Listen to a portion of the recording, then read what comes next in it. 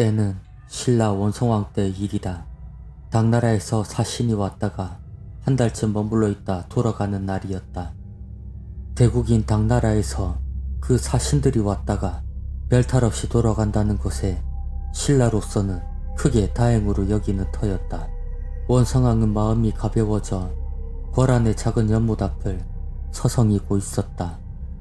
그때 갑자기 주변이 어두워지고 연못에서는 앞이 보이지 않을 만큼의 안개가 생기기 시작했다. 원성왕은 크게 숨을 몰아쉬며 주위를 살폈다. 그 순간 멀지 않은 곳에서 이리로 걸어오는 두 여인이 보였다. 그 여인들의 차림새는 궁녀는 아닌 듯 하였으며 위엄이 넘쳐 흐르고 이 세상 사람 같지 않은 자태였다. 원성왕은 걸음을 멈추고 서서 바라보기만 하였다. 이쪽으로 걸어온 두 여인은 공손히 허리를 굽혀 절을 하였고 원성왕은 두 여인에게 물었다. 그대들은 누구인가? 저희는 용의 아내들입니다. 용의 아내라는 말에 원성왕은 놀라며 그녀들의 말을 기다렸다. 저희들의 지아비를 살려주시옵소서. 한 여인이 슬픈 목소리로 원성왕에게 말하였고 의아한 원성왕은 그 이유에 대해 물었다. 무슨 연유이기에 여기까지 찾아온 것인가? 어찌된 일인지 자세히 말해보거라. 그러자 한 여인이 흐느끼며 말을 시작하였다. 저희는 동천사의 동지와 성지라는 두 연못에 사는 용들의 아내입니다. 동천사는 진평왕 때 창건한 절이었다. 예로부터 그 못에는 동에 있는 용이 왕래하며 설법을 듣는다는 말이 전해져 내려오고 있었다. 원성왕은 동천사의 용이라는 말에 더욱 다그쳐 물었다. 그래서 어찌된 일인가? 그러자 옆에 있던 다른 여인이 차분히 말을 이어갔다. 얼마 전 신라국에 왔던 당나라 사신이 저희들의 지아비를 잡아갔습니다. 저의 지아비뿐만 아니라 분황사 우물에 있는 용까지 합쳐 셋을 잡아갔사옵니다. 원성왕은 놀라며 다시 한번 물었다. 그게 사실이었다. 어찌 그런 도리에 벗어나는 일이 일어났단 말이냐? 용이라면 작지 않은 덩치일 텐데 어찌 셋씩이나 잡아갔다는 것이 도무지 믿어지지 않았다. 당나라 사신에게 어떠한 재주가 있었기에 셋씩이나 잡아갔다는 말이냐? 너희들이 본 것을 하나도 빠짐없이 고하여라. 원성왕의 목소리는 점점 더 커져갔다. 그 일인즉 이러하옵니다. 그 여인은 차분하게 설명하기 시작하였다. 당나라 사신에게는 그런 재주가 없사옵니다. 하오나 그는 화서국 사람들을 데리고 왔고 그들이 농간을 부린 것이옵니다. 그들이 용 셋을 3마리 작은 물고기로 변하게 하여 대나무 통에 담아 가지고 간 것이옵니다. 여인은 눈물을 보이며 말을 이어갔다. 상감마마 간청드리옵니다. 당나라 사신들이 저희 지아비를 데리고 가는 일이 없게 하여 주시옵소서. 이대로 대나무 통이 당나라로 가고 만다면 저희는 지아비를 잃고 또한 신라는 나라를 보호하고 지키는 용을 잃게 되는 것이옵니다. 두 여인의 말이 끝나자 원성왕은 고개를 끄덕이며 말하였다. 심히 그대들의 지아비를 구해주리라 약조하겠다. 두 여인은 원성왕의 대답을 듣곤 공손히 절을 하고 안개와 함께 그 자태를 감춰버렸다. 원성왕은 여인이 사라짐과 동시에 곧 신하를 불렀다. 여봐라, 당나라 사신이 어디까지 가였느냐? 아직 멀리는 가지 않았을 것으로 압니다. 신하의 대답에 잠시 고민에 빠진 듯 하더니 그 신하에게 명하였다. 내 직접 당나라 사신을 마중할 것이다. 어서 빨리 채비를 하거라. 신하는 무슨 영문인지 몰랐으나 명을 받들었다. 원성왕은 스스로 당나라 사신을 뒤쫓기로 하고 준비를 시켜 대궐을 떠났다. 그리하여 경상북도 영천 서쪽에 있는 관사에 이르러 사신을 뒤쫓을 수 있었다. 당나라 사신은 어리둥절하여 물었다. 어떻게 여기까지 행차하셨습니까? 그냥 보내기 서운하니 한 번 더 자그마한 잔치를 베풀까 하오. 망극하옵니다. 원상왕은 좋은 말로 얼버무리며 급히 잔치 준비를 하라 명을 내렸다.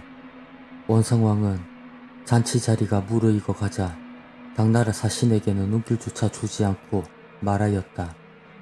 당나라와 우리 신라가 아무 원한이 없는 터에 어찌 그런 일을 하였소?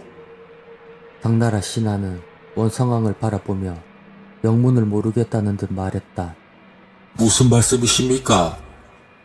그때서야 원성왕은 웃는 얼굴로 당나라 사신의 얼굴을 보며 다시 한번 물었다. 정녕 무슨 일인지 모르시오? 모르옵니다. 당나라 사신은 목소리가 떨리는 듯 하였지만 표정은 아무 변화가 없었다. 온화하던 원성왕의 표정은 사라지고 결연한 말투로 당나라 사신에게 물었다. 화서국 사람을 데리고 왔다고 들었소. 그들을 과인 앞에 부르시오. 그때서야 당나라 사신은 당황한 표정을 지어 보였다. 확고한 원성왕의 말투에 당나라 사신은 하인에게 고개짓하였다. 잠시 후 두 하서국 사람이 원성왕 앞에 불려왔다. 두 사람은 고개를 숙이고 있었다. 원성왕은 고개를 숙이고 있는 두 사람에게 호령하였다. 그대들의 죄를 아는가? 하서국 사람들은 기가 죽어 머리를 조아렸고 원성왕은 말을 이어갔다. 어찌하여 이 나라의 용을 잡아가고자 하는가? 바른 대로 말하면 무사하려니와 그렇지 않으면 용서치 않을 것이니 그리할라. 원성왕의 얼음같이 차가운 말에 하서국 사람들은 떨기만 하였다. 짐의 말이 들리지 않는 것이냐? 당나라 사신은 원성왕의 이런 단호하고 녹이 띈 모습은 처음 보았기에 아무 말도 할 수 없었다. 그때 하서국 사람 중 한 명이 천천히 입을 열었다. 소인들이 죽을 죄를 저질렀습니다. 그렇게 말하는 하서국 사람을 보며 당나라 사신은 눈을 감고 고개를 저었다. 원성왕은 화를 참는 듯 미간을 구겼지만 아무런 감정은 느낄 수 없는 차가운 말투로 하서국 사람들에게 말하였다. 어서 대나무 통을 내 앞에 내놓아라. 하서국 사람은 떨리는 손으로 바지춤에 걸려있던 대나무 통을 두 손으로 받들어 받쳤다. 원성왕은 받아 그 속을 확인하여 보았다. 과연 그 속에는 송사리같이 작은 물고기 3마리가 헤엄치고 있었다. 원성왕은 당나라의 사신의 얼굴을 보며 말하였다. 순순히 내놓았기에 죄를 더 묻지는 않겠소. 앞으로는 다시 이런 불경스러운 일이 없기를 바라오. 내가 오늘 가는 길 마중은 여기까지 하겠소. 편히 즐기다 가길 바라오. 원성왕은 웃는 얼굴로 당나라 사신을 보며 말하였지만 그 말은 위험이 있었다. 원성왕은 조심스럽게 대나무 통을 품에 안고 말을 달려 동천사로 갔다. 동지에 이르러 물가에 대나무 통을 기울이고 말하였다. 이 못의 주인이 누구인지 과인은 모른다. 그러니 스스로 찾아가거라. 대나무 통 속에 있던 물고기 중 한 마리가 뛰어서 못 속으로 들어갔다. 그러자 갑자기 못에서 물길이 하늘로 치솟았고 용의 모습이 또렷하게 보였다. 용은 원성왕을 가만히 내려다 보았다. 그 눈빛은 마치 감사하다는 말을 하고 있는 듯하여 원성왕은 고개를 끄덕였다. 그러자 황금빛과 함께 물길은 잔잔해지고 용의 모습도 보이지 않았다. 원성왕은 다시 대나무 통을 들고 청지와 분황사로가 나머지 용들을 풀어주었다. 어디서나 한결같이 물길이 솟아올랐고 황금빛과 함께 용의 모습이 보이고는 금세 사라졌다. 모든 용들을 제자리에 놓아준 원성왕은 길게 숨을 몰아쉬며 말했다. 자칫하다가는 큰일을 당할 뻔했구나. 한편 당나라 사신은 혀를 두르고 놀라워하였다. 신라 임금이 이다지 영특할 줄 미처 짐작을 못했다. 비록 작은 나라이기는 하지만 이런 임금이 있으니 넘볼 수 없도다. 원성왕이 초기에는 많은 천재로 인해 어려움을 겪었으나 14년이라는 재위기간 동안 독서 3품가를 실시하고 인재 등용에 힘쓰는 등 여러 업적으로 역사에 남겨져 있다.